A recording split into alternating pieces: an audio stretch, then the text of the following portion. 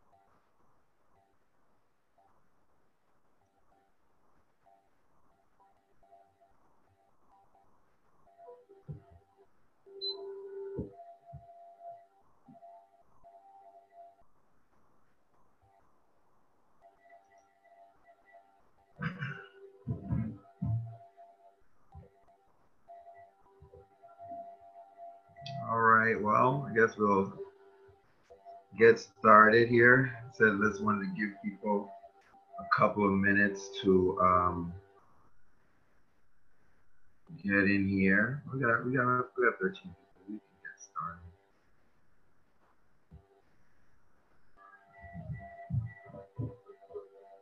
All right, everybody. Welcome to Allied Boston Redline.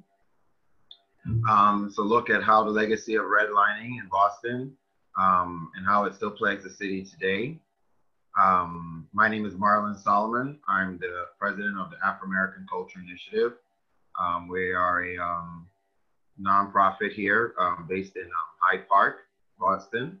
Our mission is to build cultural bridges in the African diaspora with education, technology, and travel. So this is some of our outreach. We do this out Allied Boston. We have a bunch of different webinars on different topics about African diaspora, cultural competency pieces, right?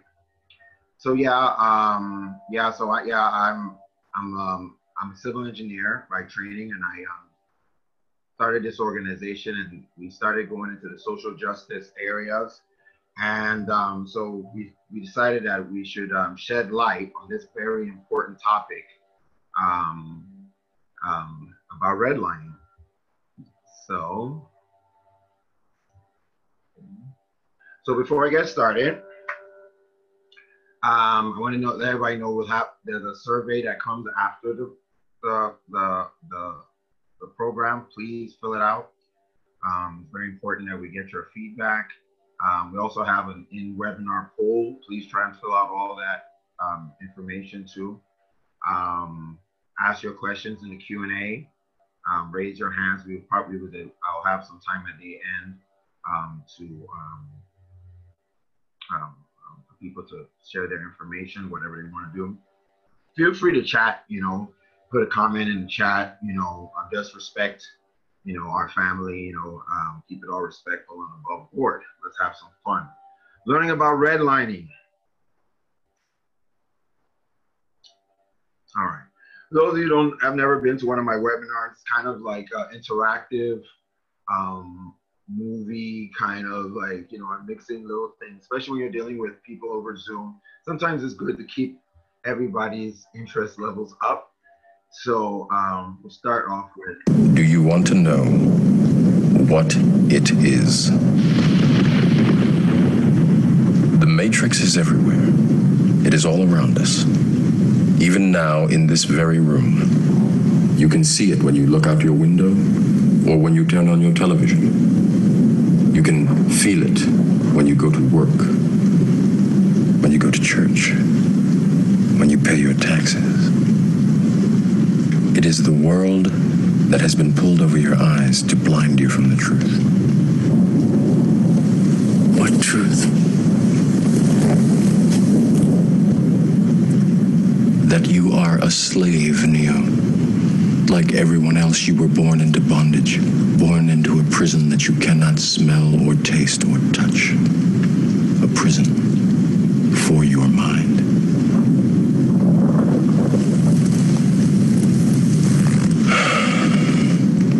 Unfortunately, no one can be told what the Matrix is. You have to see it for yourself.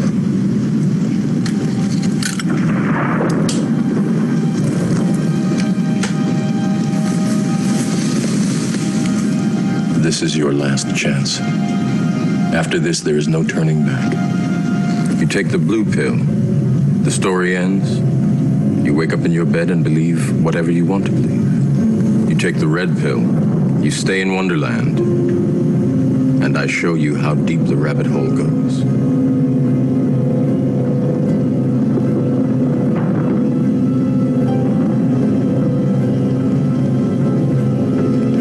Remember, all I'm offering is the truth, nothing more.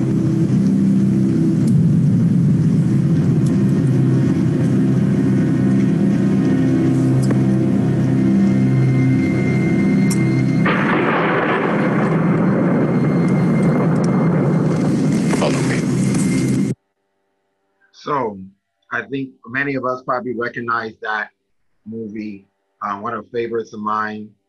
And I decided to use the clip to start out this discussion because a lot of us are here, and by the time we go through a lot of our information that we have for you today, you're going to really be like, I think the main question that I think should strike people is, how come I don't know all this? I think that's the number one question. At the end of the day, I would like you guys to, dig deep and get the feedback. That's really it. Like, how come I don't know all this stuff? And it is so integral to our lives. Redlining, and those of us in the land and zoning and land use fields, is literally, it literally is playing God with the land. It is saying what can go where and how much money can be made. And it's, it's based on a lot of different, parameters. Some of them make sense, some of them don't. But the idea is that all these things are is a system. It's not any different from like what, is described in the movie. Now, the issue with this system is that there are walls that are created. There's perceptions that are created that we are fighting just as much as the system. And I think that's why I said, kind of like living in the matrix. I've been on one of these, had an interview with Boston.com.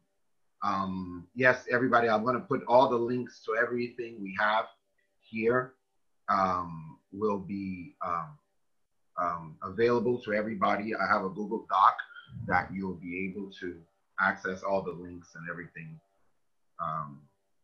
So the idea is that this is systemic control. This is walls that are created that you cannot see, but after a generation or two, it's baked into the system. And there's really, it still exists today. It's not like then the next question I would ask is, when was any correction made? Okay, fine. Okay, even if it was, all right, it was in 1937 that these red line maps were drawn. When was the change made, right? Right now,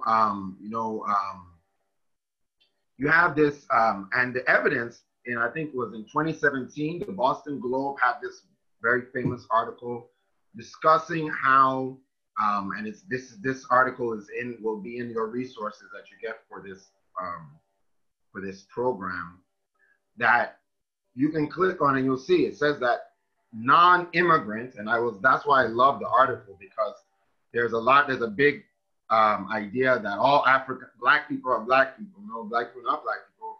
There are black people from the Caribbean who have higher levels of cultural artifacts.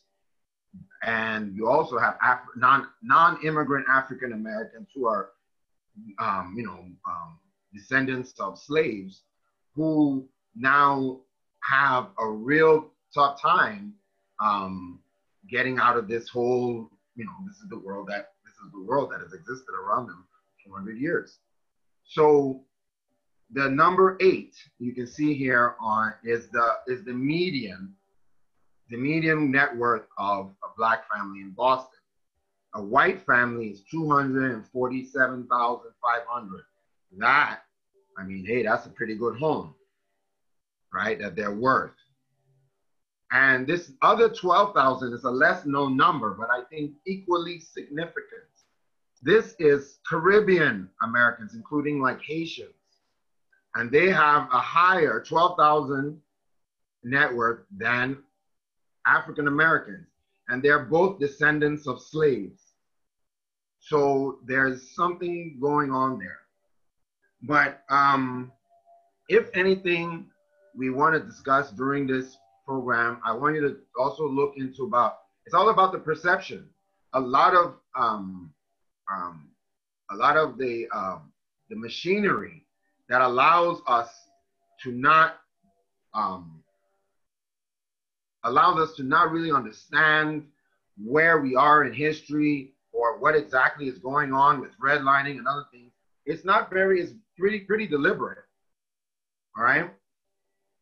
So the first thing we want to talk about is this. We're going to talk about land being the ultimate resource. All right. Land is the indispensable resource, and it is. And how I always say is, I would tell people, so imagine anything you really want to do or anything that's really important to you, and you have to exist in a space to do it. That's how important it is. So that affects your culture, who you are, where you come from, the food you eat. It's all encompassing the land that is around you.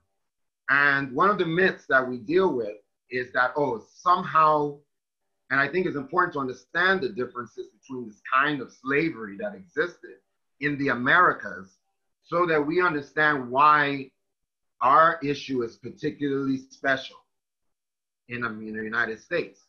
Brazil, slavery ended in 1888, and American slavery ended few years earlier.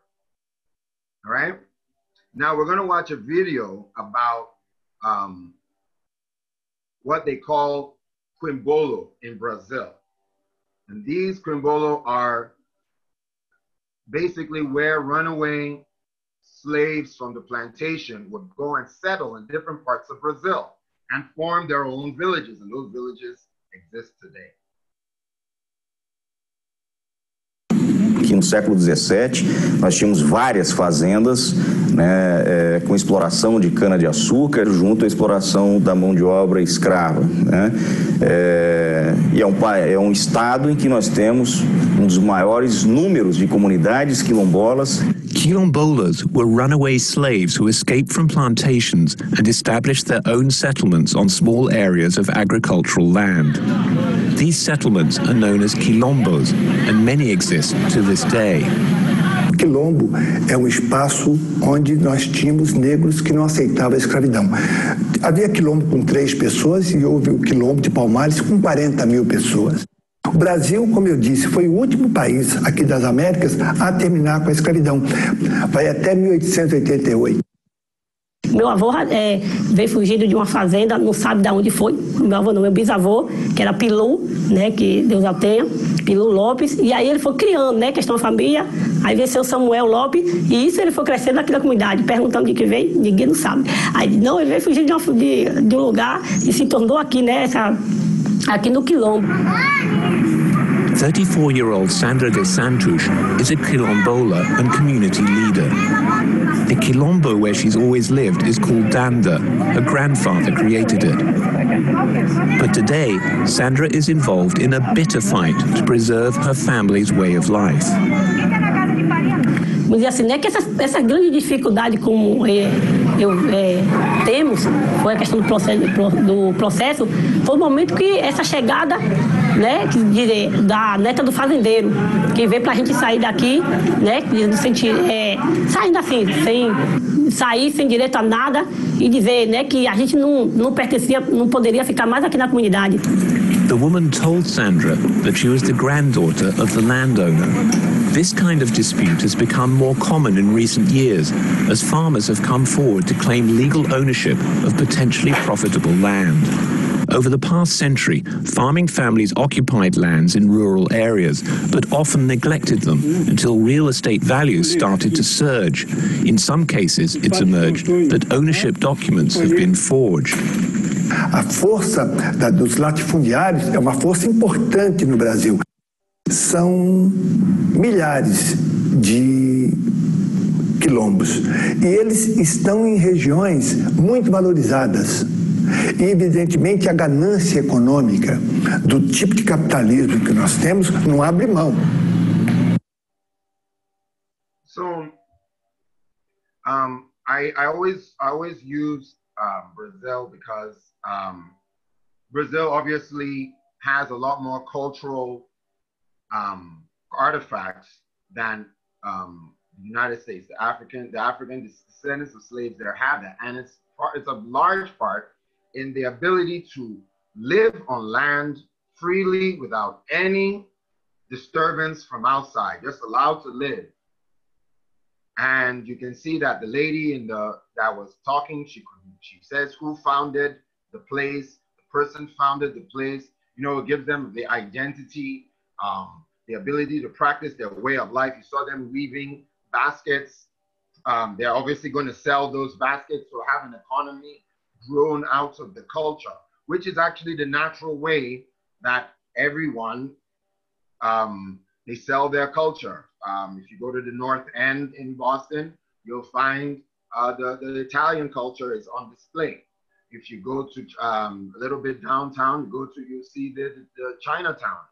These are areas in which culture has been allowed to flourish, and you can see the results. So without this allowing land for people just to live their personal lives, there's an issue there. There will be an issue. And the issue comes because of the attitudes of some of the slave owners in the United States was that of extreme capitalism, where, you know, extreme and voluntary segregation, you know, versus what you can see in Brazil, which was a more voluntary. People ran away from the land, they lived, and everybody agreed and lived on their own. It's important to see how things could have been. So now, when you go back into the history, I mean, I'm just going to skim through this. We all know, you know, slavery was pre-1865. Then, of course, we had after slavery, we had the Reconstruction era. Then, you know, that lasted about 12, 17 years, something like that. Then, after, you know, there was a lot of retaliation. People don't realize that there were so many African American soldiers in the Union Army that they outnumbered, just the black soldiers alone outnumbered the Confederate soldiers. This is so, well, I don't think it was very hard to recruit black people back then to fight against racists. So I think that could be one way to attribute it. But it goes on. It goes into land deals in the New Deal and the GI Bill. And there was a big phenomenon that happened after slavery. And this is where we're going to go, because when we talk about these redline maps, these redline maps in themselves are negative imagery. That because remember, not all the people who are exposed to racist policies are racist. They're just exposed to a lot of racist policies. And they have to rationale in their minds, why is this happening? Like, oh my God. And then you see that the whole government has come out with a full map of every city in the whole United States of America. And every place has a designated place where all the black people are. And those places are now, and remember, this was the beginning. This was, you know, back then you know, downtown areas were very multicultural, people from every corner of the place. So this was the beginning. This was what was placed to start, you know, the shifting of people over time. And so the imagery of seeing a map that all where a certain kind of people live in a certain kind of place, and they must be doing something bad. That's why the bank doesn't want to do. So it's not really that they are agreeing with racist policies. They are actually just, they're bombarded by racist policies and feel like there must be a reason why my government is putting it out there, and not just that it's just pure racism. Okay, and I used the Aunt Jemima history because this was started in 1889. It says. So that is just about the time when, I mean, that's just a year after Brazil got its stopped doing slavery. And it was after slavery that this negative imagery of African Americans started coming out. And it's very important we talk about this, because this is why redlining doesn't matter to some people, because some over years and generations of taking this kind of very, very negative media exposure, it does erode some of the humanity that Black people would possess. I mean, I think all of us here today, I'm sure, a lot of us, anybody that likes pancakes, it's most likely you might have had an Aunt Jemima in your refrigerator right now. Okay? So after you have all these things, there was even the lost cause, all the Confederate, the campaign that was put on to put all these Confederate statues all over the place. Starts having this kind of, you know, that's the stuff that Saddam Hussein does. Saddam puts up a lot of statues all over the place so that everybody thinks he's the biggest guy in the world. Germany has banned any kind of, you know, statue or anything to their negative past, because they don't want to, you know, it's negative. So when you see all these things, it starts having a little effect. And I think that the effects of community access to land is one of the things, like the idea that African Americans have never really had their own Colombo, their own place to live and have a community. We all know about Tulsa, Oklahoma in 1921, Black Wall Street. That was one that was taken out. And then in Wilmington, North Carolina, there was also another thriving African American community that, in fact, there was like a coup, sort of, because the Black people got elected in, and the white people weren't having it down there in North Carolina, right? So when we have to kind of sift through a lot of this misinformation, which I guess all of us are getting a little more practice about misinformation these days of the pandemic. We have to start looking at things in context. Like, if you count the Civil War and you saying that Civil War was the first time Black people really stood up to fight for their rights, then you now say the second time would be the civil rights era. Okay, that means that was just 60 years ago. John Lewis and all of them just died from that. They're still survivors. And this Black Lives Matter movement would be the third rebellion. And this is the only one where we have some power. And I think that one of the best things about exerting power has been watching the young men in the NBA learn how to advocate as a group. It's like a Congress. It's like a Black Congress. And they're all there deciding, because they have such a big platform. And that platform, I think now, moving forward, will be something for the perception. So this is very important, because when we're doing this redlining, we're about to go into the redlining, we need to start understanding some of the context that makes us not sit here and not understand what exactly is going on. Now, the redline legal history. Redlining was actually part of I call them the triplets, the trio of civil rights acts that were passed in the also turbulent 60s. Like I said, the 60s were the first rebellion after slavery, the first time after slavery that Black people said, you know what, this is just too much.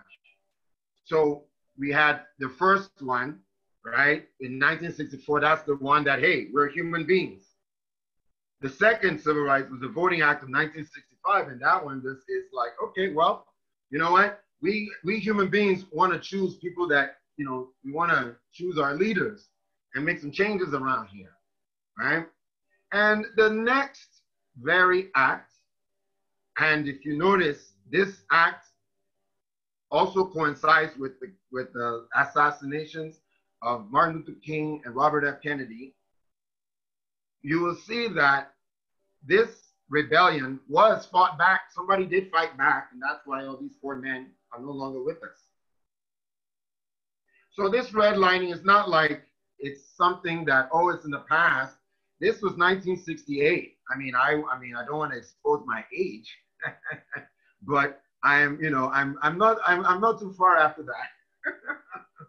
You know, I think 1968, that might have been the first, you know, after the Voting Act that Black people got to vote. That's where we are in history. Okay. Now, the concept behind redlining is around the idea of de facto versus de jure segregation. I'm going to go a little bit more into the redlining. But before we go into the video, I just wanted to quickly describe de facto means that it just happened by mistake, that all this segregation, that people in this country somehow miraculously in every single city decided to not live with each other on purpose. Black people were like, no, white people like this. It was nothing. It's just what naturally happened. And then de jure is that it's not. It was a government run. And this has been a big part of a lot of the fight going forward. But before we get to that, let me hit you with this video and we'll pick it up from there. We need to talk about race. Why are people protesting? Why are people angry? Slavery ended 150 years ago. The civil rights movement was 60 years ago. Racial discrimination is illegal now. Heck, we even had a black president.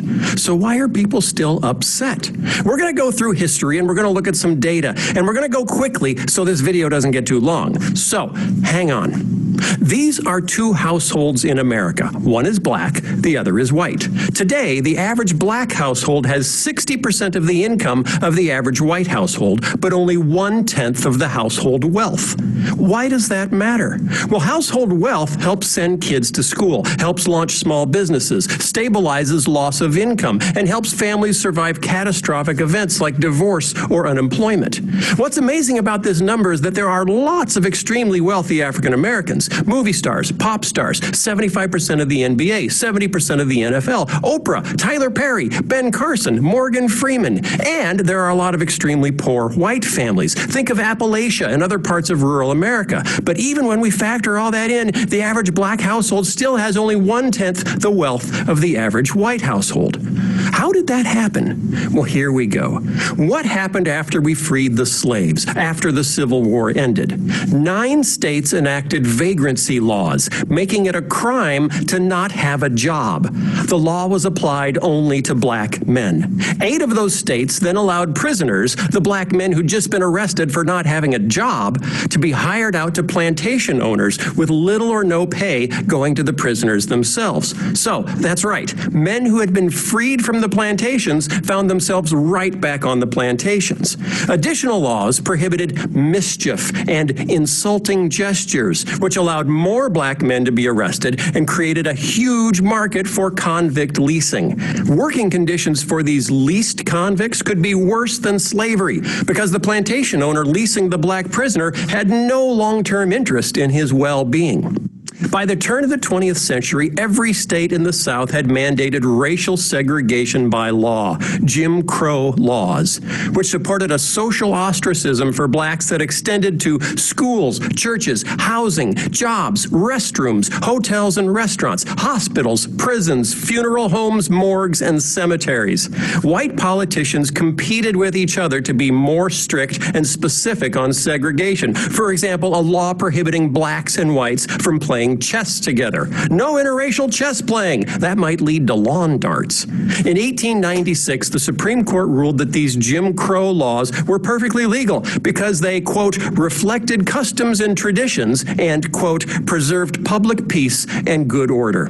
These laws stayed in place until 1954, when the idea of separate but equal was struck down in the ruling known as Brown versus Board of Education. So what happened next after Brown?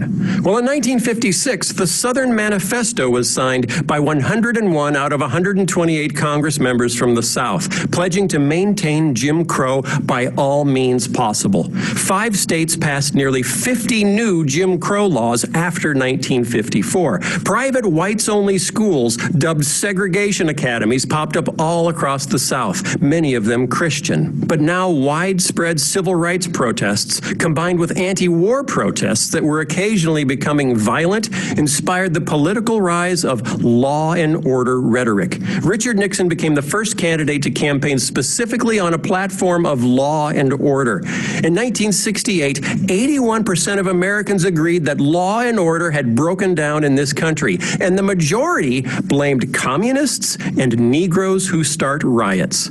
Let's go back to household wealth. The average black household has 1/10 the wealth of the average white household. Why is that? Because the number one source of intergenerational wealth in America is home ownership. And from the 1930s to well into the 1960s, the federal government enacted policies to actively encourage white families to own homes and discourage black families from doing the same. In 1934, the Federal Housing Administration created a risk rating system to determine which neighborhoods were safe investment for federally backed mortgages. Black neighborhoods were deemed too risky, marked off in maps with red ink, in a practice now known as redlining. After World War II, a boom of new suburban housing was built all over the country, much of it restricted by deed to whites only. In 1948, 40% of new housing developments in Minneapolis, for example, had covenants prohibiting purchase by African Americans. So blacks couldn't live in white neighborhoods and couldn't get federally insured loans for black neighborhoods. Until 1950, the Realtors Code of Ethics specifically prohibited selling a house in a white neighborhood to a non-white family. You could lose your realtor's license if you helped a black family buy a home in a white neighborhood. In the 1930s, the FHA's underwriting manual said, quote, incompatible racial groups should not be permitted to live in the same communities. The FHA went on to recommend that highways would be a great way to separate black neighborhoods from white neighborhoods. The FHA funded huge white-only suburban housing developments, leaving blacks behind in inner cities. After World War II, the GI Bill provided subsidized mortgages to help millions of men returning from war to buy their first home. While technically eligible for the GI Bill, the way it was administered left 1 million black veterans largely on the outside looking in. In New York and New Jersey, the GI Bill insured more than 67,000 new mortgages. Fewer than 100 of those went for homes purchased by non-whites. In 1947, there were 3,200 mortgages in Mississippi guaranteed by the government for returning veterans. Of the 3,200, only 2 went to black veterans. As a result, white families after the war were able to build home equity, growing wealth for retirement, inheritance, and college education for their kids. One historian has stated that there was no greater instrument for widening an already huge racial gap in post-war America than the GI Bill. And then came the war on drugs.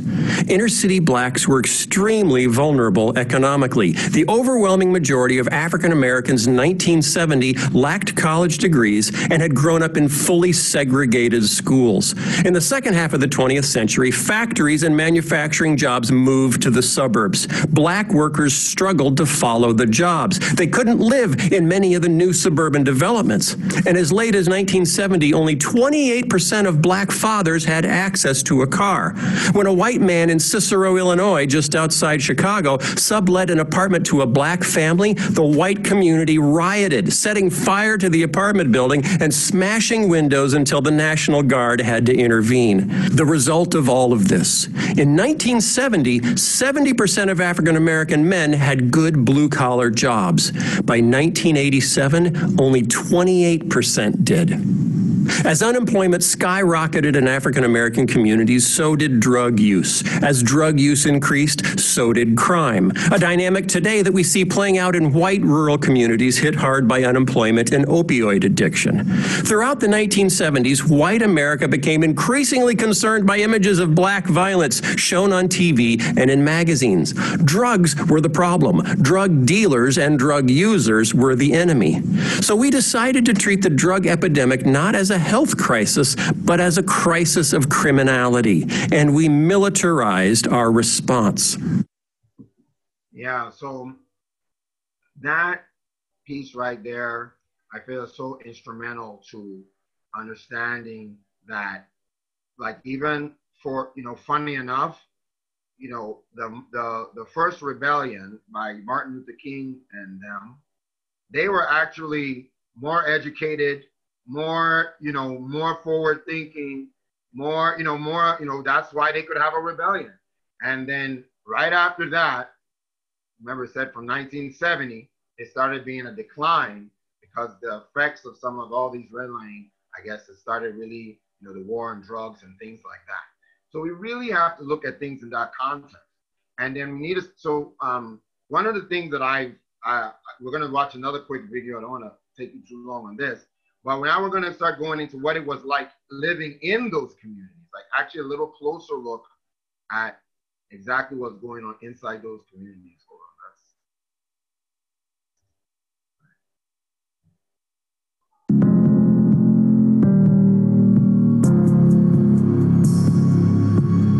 Decades of housing discrimination have helped create an enormous wealth gap between white and black families. The enduring legacy of redlining, the legal government-sponsored effort to deny mortgages and home ownership opportunities to African Americans and other minorities, continues to undermine their quality of life. This violation of basic civil rights continues to negatively impact educational attainment, health outcomes, wealth accumulation, self-esteem, mortality rates, and civic engagement. Homeownership has proved to be both the doorway and gatekeeper to success and well-being in America. It is at the core of today's racial wealth gap. There's a very powerful myth in this country, and that is that residential segregation in this country is something we call de facto segregation. Something that happened by accident. Every textbook that's used in American high schools and middle schools today lies about this history. It talks about how northern cities were de facto segregated without government involvement. They talk about how the Federal Housing Administration did a wonderful job of creating single-family homes in the suburbs for working-class families without mentioning that the working-class families it created these homes for could only be white.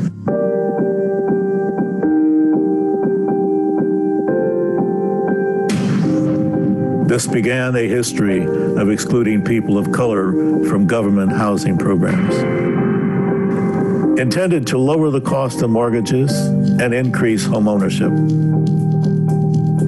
Segregated neighborhoods by race using a code system.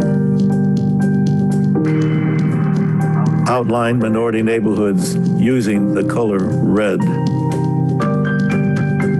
Intended to expand the secondary mortgage market by securitizing mortgage loans.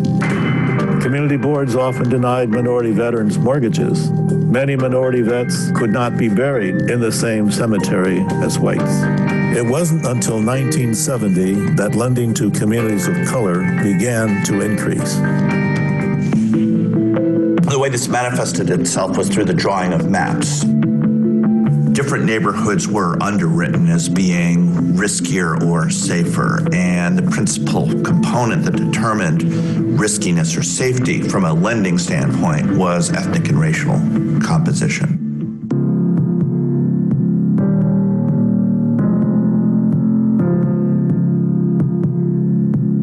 It was at that point that the real estate developers began to drop strings around areas. The local banker could choose who would get mortgages where, so that we could not have gotten a loan out in the suburbs because those were whites only. The concept of a middle-class black only exists in the mind of a middle-class black. Everywhere else in the suburbs, you are that nigger family on the corner of Warren Road and Boulevard Way.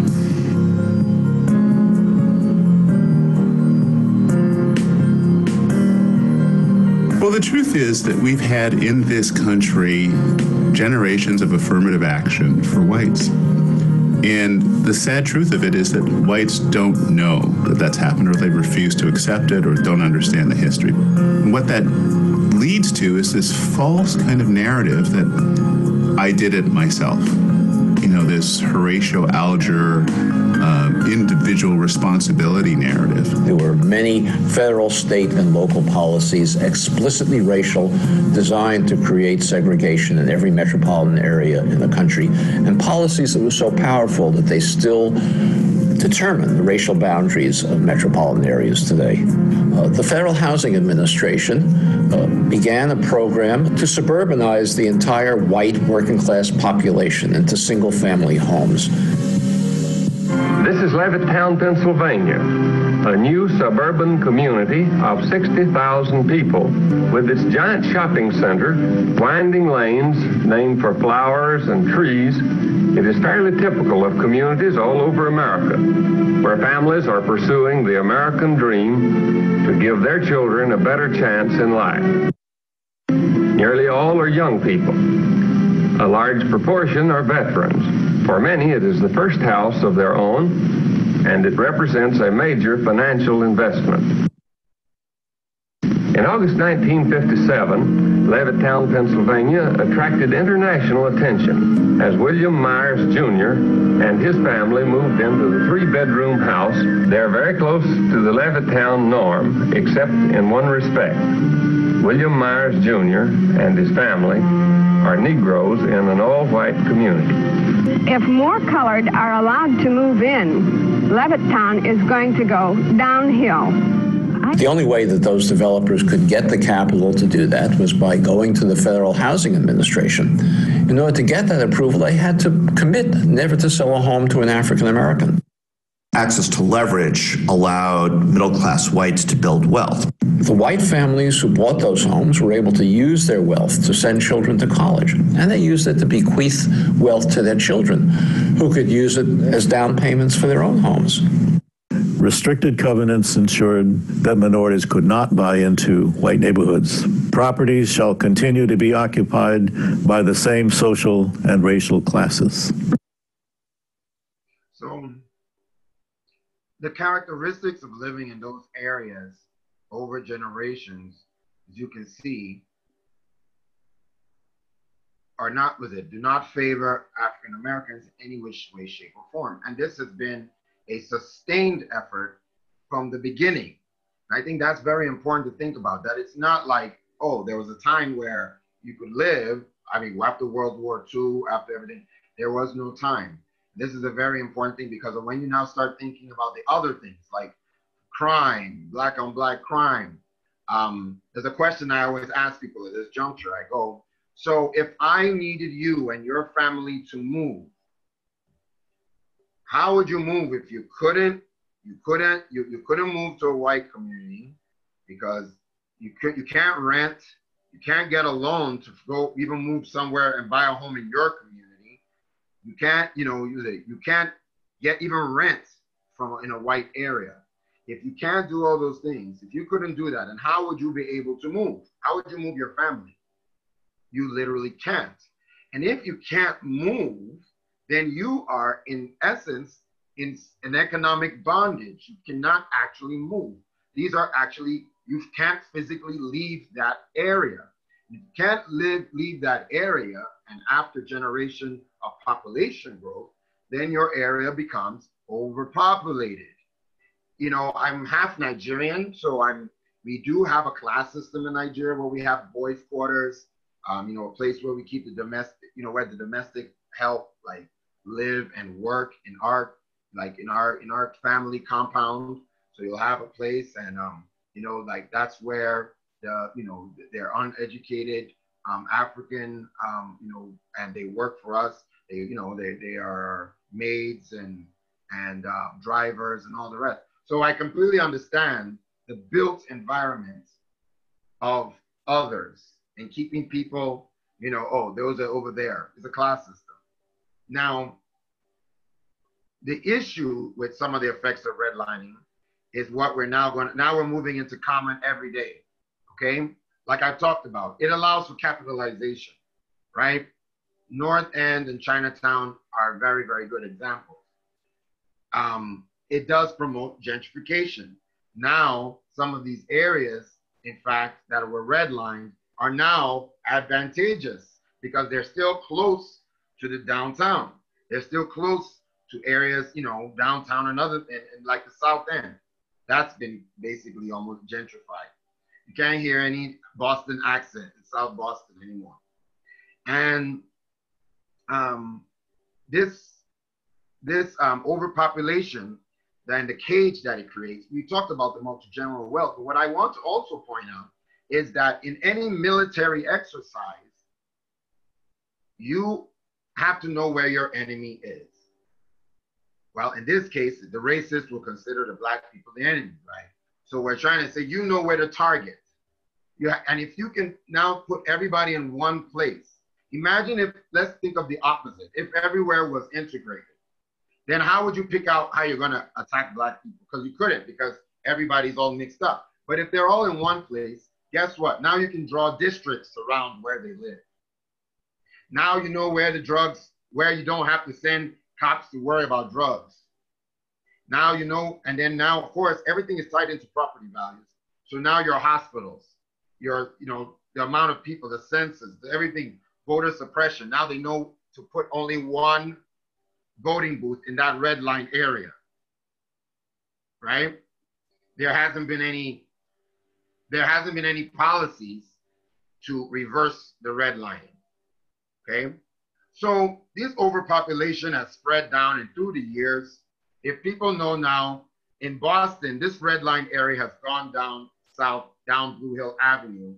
This is what I call red line sprawl, meaning that, and it's mostly the African immigrants that fill up these places. They end up being in a lot of these places where Jews, Italians, and others used to live. But this video is about Boston in particular. Say the word redline in Boston and most people think of a T, but for decades, redlining was a practice that actively created racially segregated neighborhoods in cities across the country, including Boston. Stephanie Lydon tells us about an exhibit that explores how it created boundaries and disparities that carry on into today. At age 68, Paula Corgay contemplates retirement but works a lot. As a teacher's aide, and from her Roxbury home, crafting clothes from African cloth. Every bit helps to pay the rent. And these are my parents. Owning a home has long been an elusive goal for her family. My mother always wanted to buy a house. When we were in the projects, my father had a really good, stable job. He made decent money. But like most people of color in that era, he could not get a home loan. So this is the 1960s? Yes. Growing up in the 1950s and 60s, she watched as white neighbors left and Roxbury struggled. What she didn't know then was how explicitly race informed federal policy that shaped neighborhoods for haves. Blue and green are the most desirable areas. And have-nots. Red is considered hazardous and undesirable. April DeSimone is part of a team that produced this exhibit on the history of how neighborhoods like Roxbury were redlined. In the 1930s, the federal government created color-coded maps. They were a guideline for banks. Blue and green meant a neighborhood was a safe place for banks to back loans. Red was high risk, something determined largely by who lived there. In the survey, you have the word Negro, asking what is the percentage of Negroes that live in this area. Foreign-born residents, Irish, Italians, Jews, also reduced a neighborhood's value.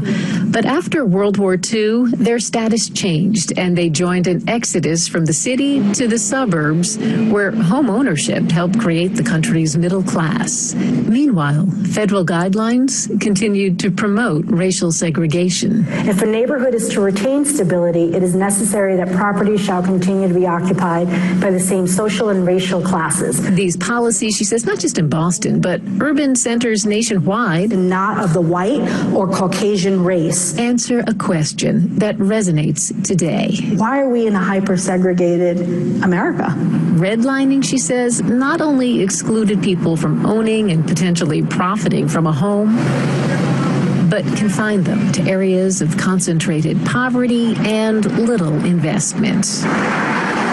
Until recently. As you see, there's tons of development happening all around here. Alex Ponte-Capayan is a housing rights organizer. He grew up here in Jamaica Plains, Eggleston Square, a once Redline neighborhood where more than a third of the residents make less than $25,000 a year. This building here, rents are going to look like $4,000 to $5,000 even for a 3-bedroom. And so for the people who've lived here for generations, by and large, it's not housing for them. Rising rents, he says, are forcing many longtime residents out. As for the people with the means to move in, he says they're likely from communities where the color on a long ago map was something other than red. Stephanie Leyden, WGBH News. The Undesigned, the Redline exhibit is on display at the Jamaica. So that's, and funny enough, I don't live too far away from there. I'm in Hyde Park.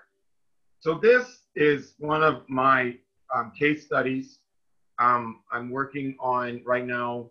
We'll be working with Northeastern this fall, try and get more details on what I call redline sprawl.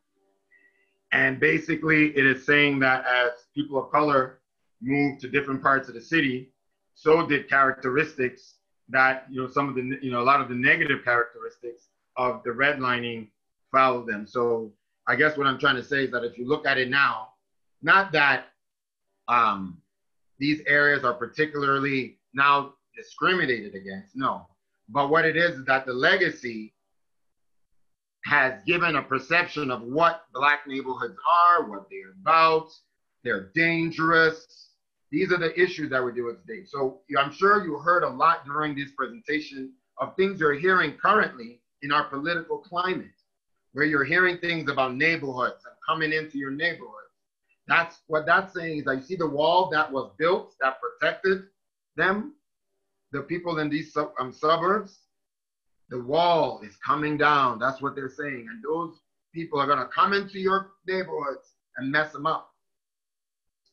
And in reverse, also, some of these negative, extreme examples of capitalism are affecting our communities here. And this is a real life story.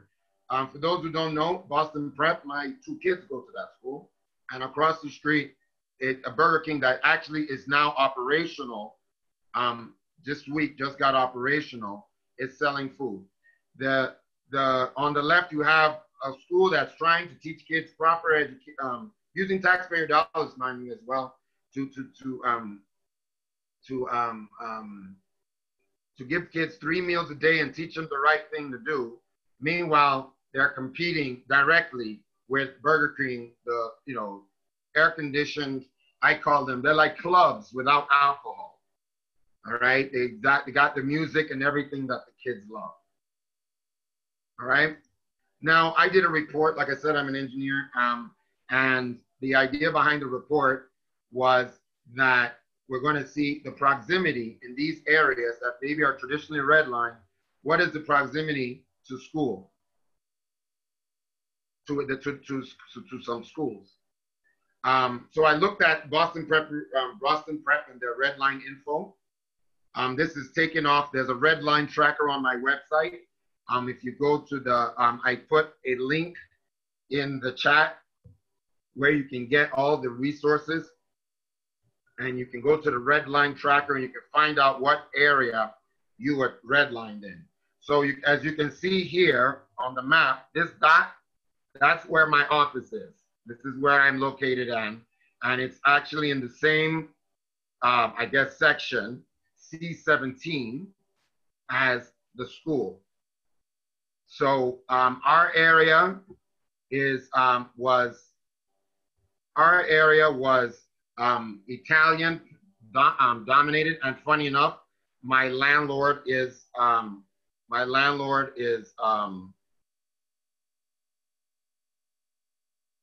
okay, you don't see the link. Hold on, I think this is the link. Hold on. Okay, it's in there. And don't worry, I'll make sure everybody gets it and send it to you afterwards. So you can find out where your redlining map is, where you are. Very, very useful tool. And my area was foreign born, 10% Italian. Now remember, this survey was done on October 1st, right, 1937. So this is what they started out with. Don't look at it like, it's only like there were no black people in this neighborhood, and it was 10% Italian. Okay, now I always find it very interesting because everybody else you can write in Italian, Polish, Jewish, but black people, like, it's part of the survey. You got to fill out either 0 or something. And this was the area. Funny enough, my neighbor is Italian. They've been here forever. They bought their house here forever. So they're probably, from that time.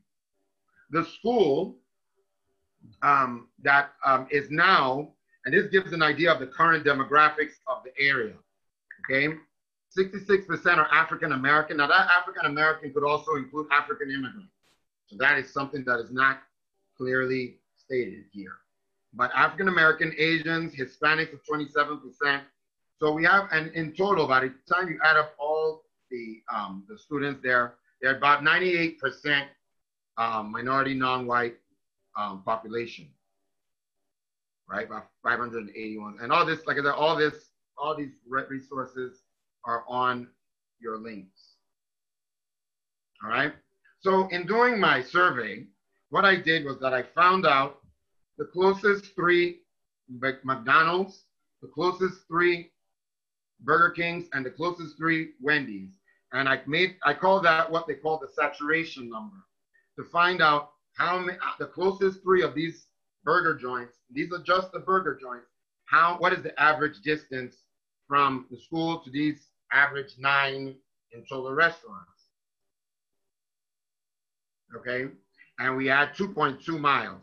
Well, 2.5 before they put in this Burger King, because that's another thing. There's a Burger King literally less than a mile down the street on Cummings Highway by Mattapan Square, people that know the situation. So there's one already within less than a mile away, and then they want to put one there, and apparently a mile is fine to put food next to each other. And I understand, okay, there are commercial issues, but right next to a school, shouldn't that give some pause? But these are some of the characteristics that we find in redline area zones. Now, okay, then I want to explain what the risk factor was. The risk factor was just the closest 3, 1 McDonald's, 1 Burger King, and 1 Wendy's. Took the average of those 3 distances, and that's the number I get. Before they put in that restaurant, it was 1.23 miles. After they put in that restaurant, it was now, you had 3 restaurants in less than a mile. Now, of course, I did this for 3 other schools, right? And you can see the comparisons here. Boston Prep before they put in that Burger King, Boston Prep after they put in the Burger King. This is Brookline High School, which is a white high school, and their distances are literally double. So we have in the Boston Prep has double the density of Brookline High School. Now I look at Jeremiah E. Burke, which is really in the red line zone. Remember, Boston Prep is in a yellow zone that is now experiencing characteristics of the red line zone. The red line zone is this Jeremiah E. Burke in Dorchester. They have Now this is the number I want to draw your attention to, the 1.5 of the saturation. 9 restaurants, the average distance is 1.5 miles for 9. That is 3 Burger Kings, 3 Wendy's, and 3 McDonald's. You average the distance of all 9, and you're going to get 1.5. That is a shot, and that doesn't count Dunkin' Donuts or anything else. That's just Burger King, McDonald's. That is what that area looks like. Now, you go to now Newton South, which is really out there in the burbs. They have literally 3 times less the density. So we're literally swamped up. So, what time is it? Oh, it's 3 o'clock. So this is the demographic. This is the demographics, and there's a video here, but because I want to get to the point where I'm talking to people and letting people like express themselves on this matter. I wanted this area. This is about what we call the racial demographics in 2045. In 2045, the Census Bureau, not me, the Census Bureau says that minorities will be majority. Minorities will be the majority. They're going to be less than 50% of the country will be white. Now, that is putting a lot of cultural pressure on, I guess, elements in the country that are not, that still agree with segregation. That's what the current political climate is about. That if you agree with segregation and you don't want them to come into your neighborhoods, then vote for me, right? It's really a shame that now I can't even have a cultural conversation without talking about politics, because one culture that is hostile to African Americans has camp root in one political sphere. And what does this mean for our future? What does this mean for the solutions going forward? This is a graphic I pulled from Wikipedia, and it just shows the declining population for African Americans. Like right now, we're at 12-point-something%. In 2045, we're going to be at 13%, while everybody else is growing. Are these policies of keeping people in closed areas without growth, without food, without proper health, without proper education, because their schools are funded by your property taxes, your hospital is funded by your property. So the whole underlying of the system is based on land. And is that having an adverse effect? I don't know. Of course, there are many things that have to do with redlining and all the rest of it. There are a lot of things that have to do with redlining that we don't understand. But that's part of the issue. In 2015, Obama passed the Affirmative Furthering of Fair Housing Act, which was meant to give studies, allow studies. The city councilor for that project, the Burger King, when they announced that, because luckily with the pandemic, everything is online. When he said why he did it, he named saturation. That saturation was somehow a determinant of why they said it was okay to put the Burger King right across the street from the school. However, the city is also not required. It's required, but they don't have to do it. They haven't done it yet. They want to do their own. A lot of stories. But bottom line, up to today, the studies of what actually goes on in these communities with these characteristics and the science, all that science, there's no science that is judging it. It is simply a man that got appointed or elected to the city council licensing board that I don't know what his area of expertise is, but saturation, I don't think he's right, because I've shown here that obviously saturation is not the issue. I know he's not a doctor, so I know that the science on proximity and health, that is not an issue. Go to our web, go to the links that I provide you. You'll see a lady from T.H. Chan, Public School of Science in Harvard here, what she said about the matter. I'm not here to dispute that. I'm here just trying to say that if we have a system of systemic racism, and we know we have not addressed it. And we are making decisions not based on science. And then we now wonder why when people ask you to follow the science and to wear masks and to wash your hands and to socially distance, and say, follow the science. And you say, well, some people don't follow the science. When cities can put a Burger King across the street from the school, my children go to that school. That school is brand new. It's like a year old. So they were all getting planned and put there together. And understand this as a parent. We were not consulted as parents to even find out what we wanted to do.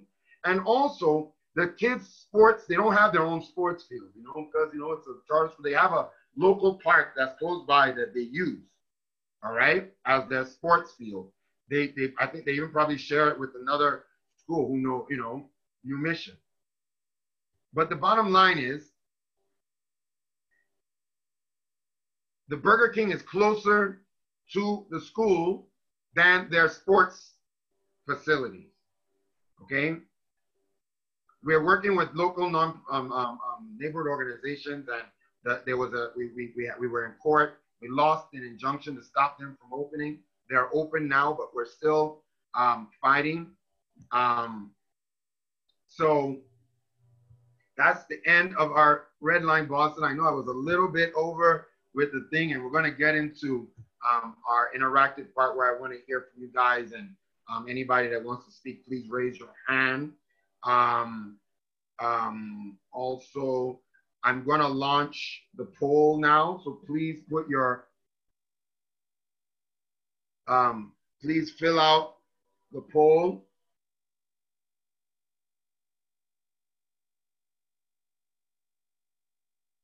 All right. So I've got the poll now.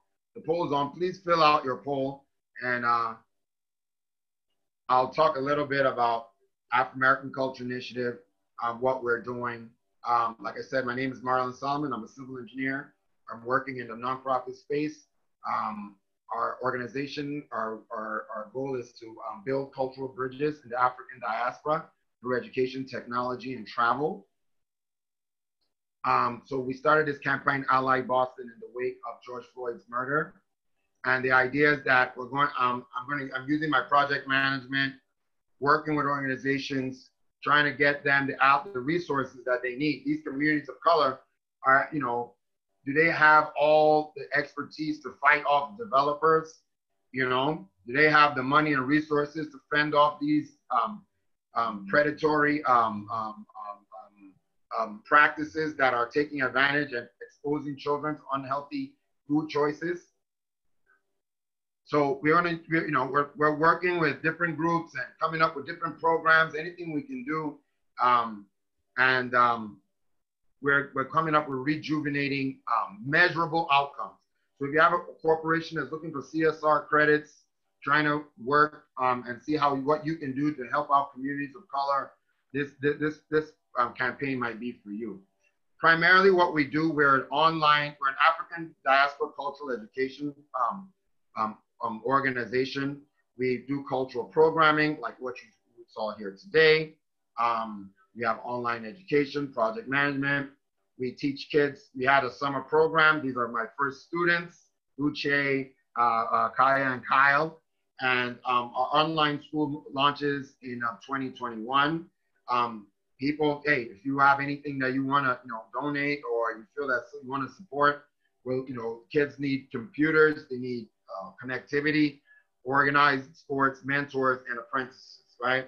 We have this annual competition that you can also support, and this kind of gets out the word about our online school, where we give away a DNA test kit and help African Americans learn about their cultural roots in Africa. But we basically educate on African cultural competency, education, things like that. Our next event, it will be on October 1st. I'm half Nigerian, so I've been very excited. I've been doing a lot of stuff about African Americans and racism in America. So I'm excited to work and start this talking about this dynamic between African Americans and Africans. it's not just so seamless. Like I said, there's a lot of differences and issues that are being and pressures that are being put that are causing xenophobia, people not getting along, and friction.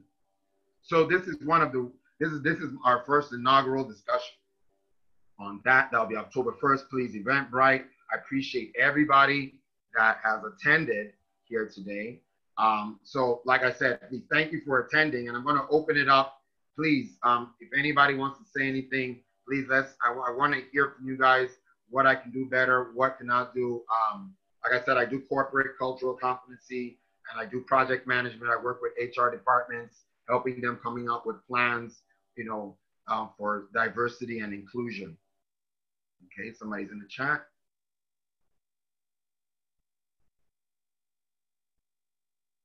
Okay, Jacinda has a question.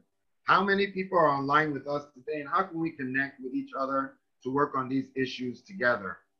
Very, very good question. Okay, yes, and yeah, the video will be linked up and sent to you tomorrow morning. Okay, so yeah, with your question, well, like I said, the main thing is connect with me. Send me an email. Go to info@afrimericanone.org. There have been, the last event I did was You, Me, and Cultural Cuisine. I did it was like a school project for our online course that we did this summer. And the kids did a great performance.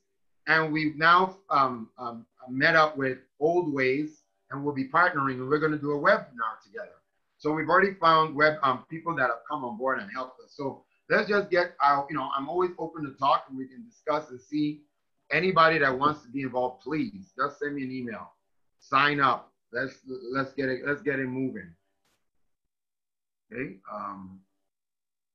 Bye. Okay. Bye, Malika. Excellent. Yes, and I'll make the video public. Does anybody else? Anybody want to say anything? Okay, I see a raised hand. Who raised their hand? Can you raise your hand again? I saw there was a raised hand, and I think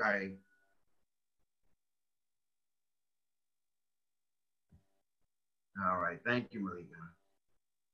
Somebody wanted to raise, I saw a raised hand, and then by the time I clicked on it, I think I messed it up. Okay.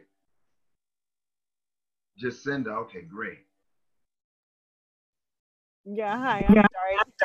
Hi, Jacinda. How did you like it? How are you?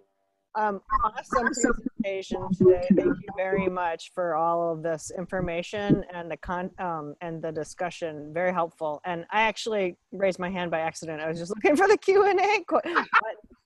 But hey, it's okay. I want to hear from you, so it's great. Yeah. So I will follow up with email for sure. Yes, please.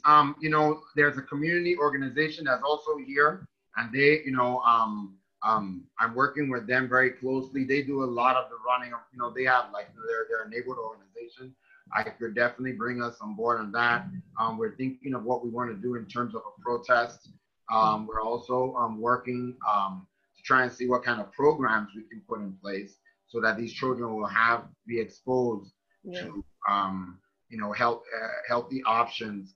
And the Old Ways is if you know about the African heritage diet, it is a great substitute for having your own kind of African food. My mother's from Virginia, and my dad's Nigerian, so I'm African American. So yeah, so I grew up in Nigeria, and that kind of motivated me to start this organization because I saw such a cultural disconnect. And I feel like all our progress will come from us beginning to learn more about how we can work together. And cultural competency is very key to that, because if one of the issues we're having in our community is that if you've been in a deprived community for generation after generation after generation, somebody coming from Nigeria is going to be culturally more diverse because he's been to Africa, he's been to America, he's dealing with white people, he's dealing with, and of course Nigeria is more close to Europe. How do we get our people in our community? So, and that's partially why you know, even though we have Kamala and we're very proud of her, and we have Obama and very proud of her, they still have cultural competency that is way higher than, because they're multi-race and you know, lingual. Maybe that's why we're not seeing our own African-American brothers and sisters getting there, because of we have to get out there. So cultural competency is something very important for our community, and we're leading the way. Awesome. Wait, in your work with the schools in the Hyde Park area, do you work with another course from college too, ACC? I'm starting a partnership this semester with Northeastern, working with the College of Engineering, and we're going to do some more intense, more like a bigger study of some of the characteristics of the redlining. I am doing we are doing our own online school. So it'll be private public, I guess, because we're nonprofit. So we're trying to raise money so we can give it to our kids for free. But those are the education spaces that we work in. Thank you. You're very welcome. Thank you so much. Any other questions? Anybody else? That sounded great. I'm good at answering questions.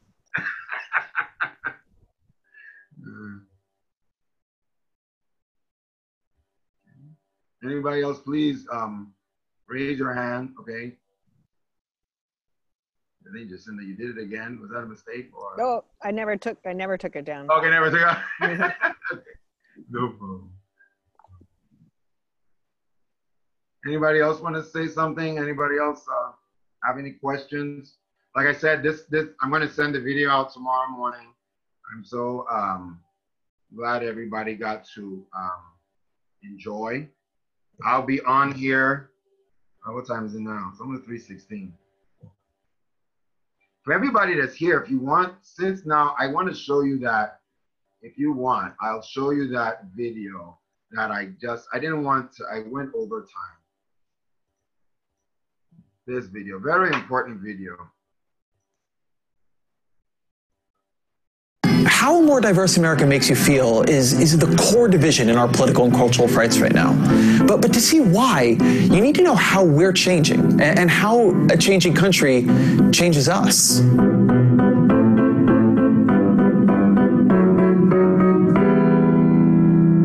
Here's the big picture. The U.S. is at a demographic tipping point, a genuinely historic moment. 2013, it was the... Oh, goodness, what did I do? Oh, my bad. I was trying to reply to somebody and I hit the button like that. I'll bring that up to where... The first year that the majority of U.S. infants under the age of 1 were non-white. By 2016, white deaths had outnumbered white births, but America's overall population, it's not expected to decrease. And that's because the Black, Asian, and especially Latino and mixed-race populations, they're also growing. They're growing fast. By 2045, the Census Bureau projects that non-Hispanic whites will no longer be a majority, and also that foreign-born residents are going to make up a record share of the population. So when you show people these numbers about how America is changing, what goes through their heads? What is their response? I think people are hearing these changes as somehow a fundamental remaking of what America is. At least a lot of people are hearing it, and some of them are excited about it, and some of them are not so excited. We see on average white Americans, when they read about this majority-minority shift, becoming more politically conservative. Jennifer Richardson is a psychologist who studies how people react to demographic change. She won a MacArthur Genius Grant for this work. And what she's found helps explain a lot of what we're seeing. For instance, when white political independents who live in the West were told that whites were no longer majority in California, they became 11 percentage points more likely to support the Republican Party. That is a huge change. And it's important to say, this is a human reaction to demographic change, not just a white one. When presented with similar data on the growing numbers of Hispanics, Asian Americans shifted towards more conservative views. Black Americans shifted towards more conservative views. Being told your group is shrinking or that it's losing power, it's scary for anyone. Losing numbers are associated with losing status, losing power, losing currency in the culture. There are a lot of studies like these, but the one I find myself thinking about the most was done by Harvard's Ryan Enos. What we did is we sent these 2 Spanish speakers out to catch a train at a certain time every day over a period of days. We'd sent out research assistants and they surveyed these people waiting on the train. And that little exposure was enough to move these attitudes in this survey. They're more likely to say we should send those children of immigrants back to Mexico. They're more likely to say we should decrease immigration from Mexico. And they're even more likely to endorse that English should be the official language of the United States. We saw a version of this in the election then too, right? So in states, and even in small areas in states, in these counties where the Spanish population changed very rapidly, we saw that these voters had moved towards supporting Donald Trump. And a lot of them actually looked like they were these people that previously had been Democrats. So here then is what we know. Even gentle, unconscious exposure to reminders that America is diversifying, and particularly to the idea that America is becoming a majority-minority nation, it pushes folks towards more conservative policy opinions, towards more support of the Republican Party. So what happens when those reminders aren't gentle?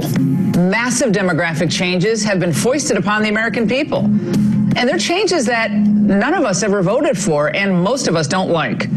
Our Christian heritage will be cherished, protected, defended like you've never seen before.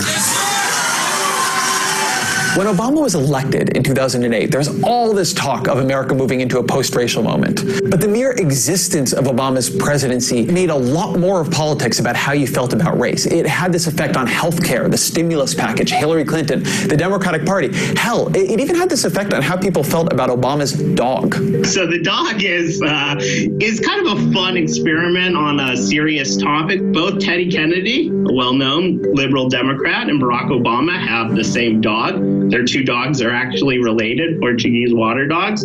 So let's see how people respond to these dogs when you tell one that it's Ted Kennedy and one that it is Barack Obama's. What happens is that when you tell people it's Barack Obama's, racial liberals like the dog more, racial conservatives like the dog less. Obama polarizes more because of who he is rather than what he says and does. And so Obama goes through great lengths in both campaigns to try to tamp down racial divisions, to not talk about race. When he does talk about race, he does so in a message of personal responsibility. And there was something real here. A few decades ago, a multiracial voter base, it couldn't drive American politics like it can now.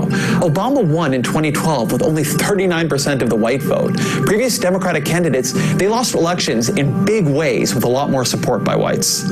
But by 2016, Trump also proved that a candidate who was explicitly talking to white fears about race could win. Republicans now have a temptation to explicitly appeal to race. And you're seeing this throughout Republican primaries in the 2018 cycle. And you're seeing it the reverse on the Democratic side. Abolish ICE is a good example. That is a policy that Democrats would not have been on board with in the 1990s, but their bases have moved, and so the incentives have moved as well.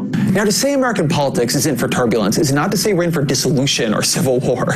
California went through these changes. It experienced this demographic shift, and it didn't fall to pieces. But leading up to that, there was a lot of friction. Voters passed racially charged propositions targeting undocumented immigrants. They banned affirmative action. They restricted bilingual education.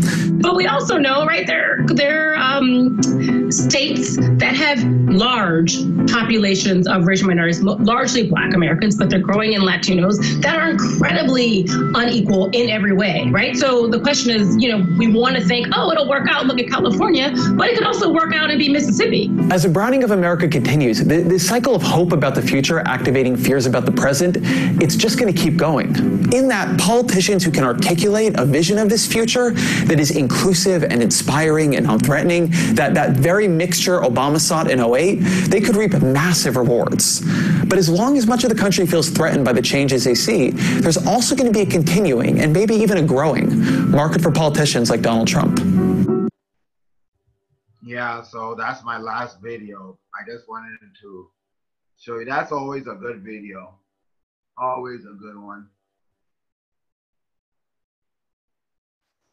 Hello, everybody. Anybody else want to say anything, or what time is it?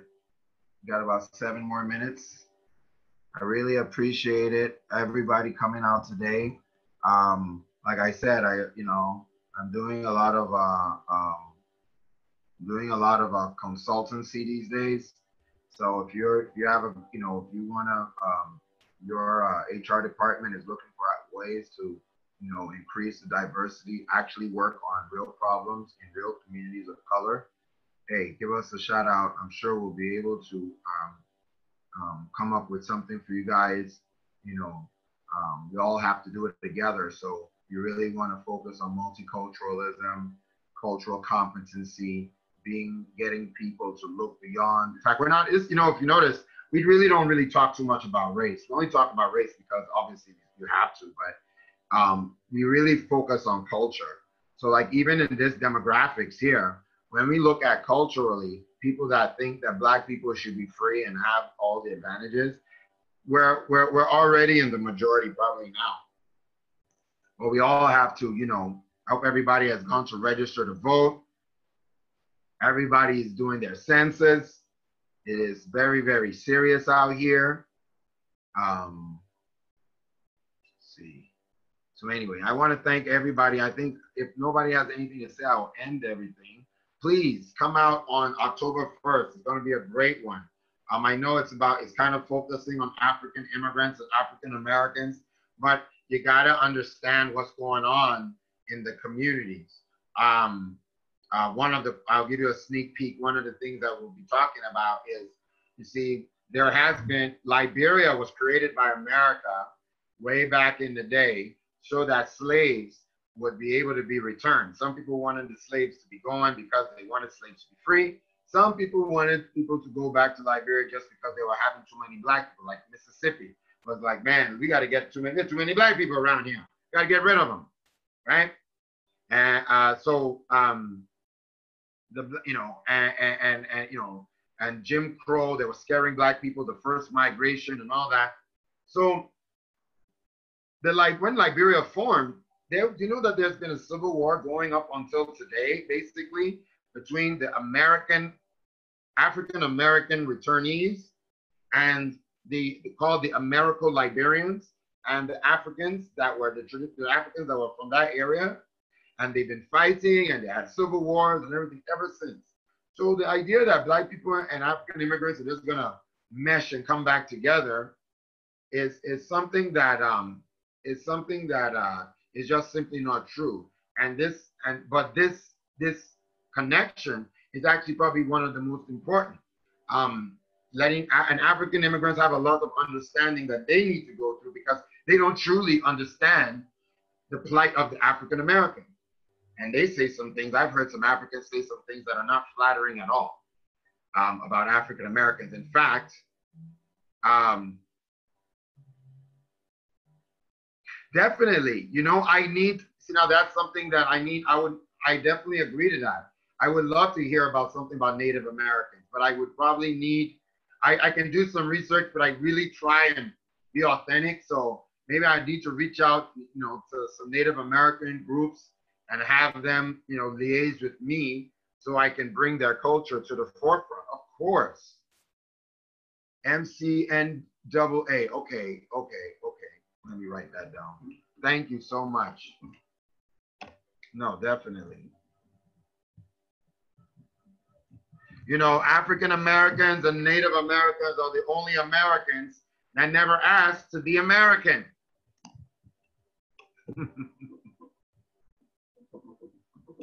Everybody else asked to be American. Okay, then UAINE. Are you Native American? You really know all the... Maggie, are you Native American? No? Okay, and also if you wanna attend another one, I'm gonna be doing another Redline in the 3rd week of this month. Oh, excellent. Well, please, I definitely need a connection. And also to Latin America, please. I know Africa, I know Caribbean, I know African American. I do not know Latin. I don't know Native American as well. Yeah, so lovely. Thank you. Please send me an email, or I think I obviously have your email, but please send me an email and I'd love to connect. Thank you so much. You know, so cultural competency, like that's what it's all about. You know, so we have our online coursework we have curriculum. Our curriculums are in cultural competency, financial literacy and entrepreneurship, cultural nutrition. Then we have civics, you know, Black history, and pop culture. Those are our, oh, then of course, then we have a lives in me. A lives in me, the lives in me cultural competency is basically like African American specific cultural competency. So that means that this class is for African Americans in particular because they've lost the most cultural connection to Africa. So we are focusing on them in particular, the non-African immigrant population. That's awesome, awesome, awesome, awesome. So yeah, I'll be doing another Redline third week. I can't tell you when because I'm doing it in conjunction with Northeastern. So I'm waiting for them to give me the feedback on you know, on what they're doing. But yeah. Oh wow, look at the polls. So let's see what the polls were. Redlining. They said the worst is police brutality. Okay, okay.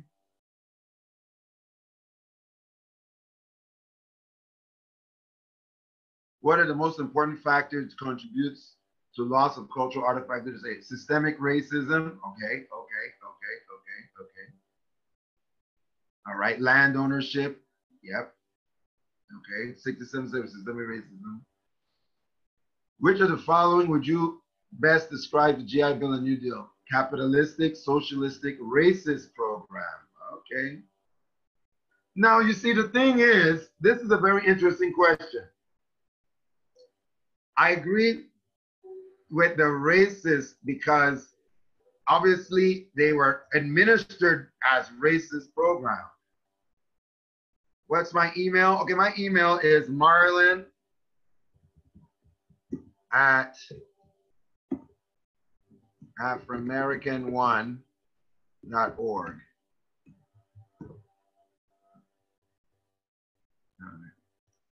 Yeah, so I think it's a racist program, but one of the things I was actually trying to point out here was that it was really a socialist program. It was affirmative action. Can you imagine if you said today, oh, you know what, can we give Black people or can we give Black people like land and, you know, interest-free loans and, you know, credit-free loans. You just get there, they just give you the loan, you just go and everybody, oh, that's socialist, you know, welfare. So I think the answer I would have said socialist, but everybody's got their, you know. What is this? Which of the following is not an example of African American rebellion against racism? The Revolutionary War, yes, correct. No, women's suffrage. There were a lot of Black people that were fighting for women's suffrage.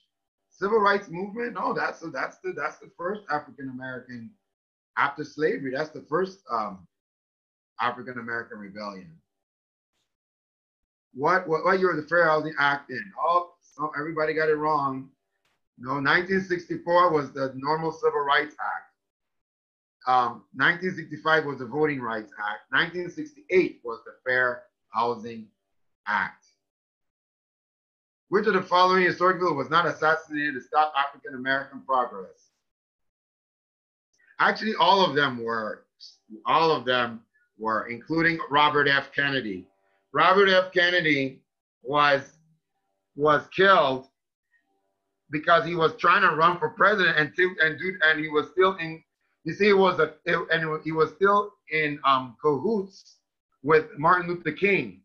Remember, at this point, Martin Luther King was known as a communist, right? A socialist. So the answer really is all of the above. Only one person got it right.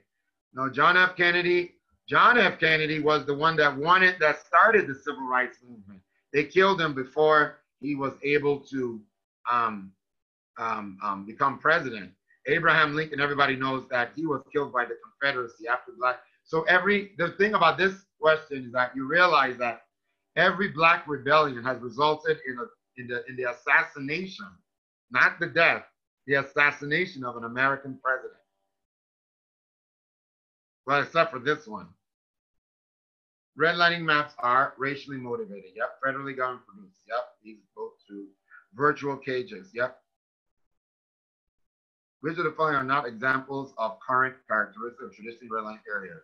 Well-funded schools. Yep. Who is likely to live in a yellow area on a red line map? Jewish people. Yep. Correct answer. What is the red line sprawl? Characteristics that full African-American communities to new locations. Yep. Fantastic. Fantastic. Well, I think we're out of time. Oh, wow. I'm even beyond time. So thank you very much. And I hope all of you have a wonderful rest of your day. We'll hope to see you soon. Thank you, Maggie. Thank you, Jenny. Thank you, Maria. Thanks, Mom.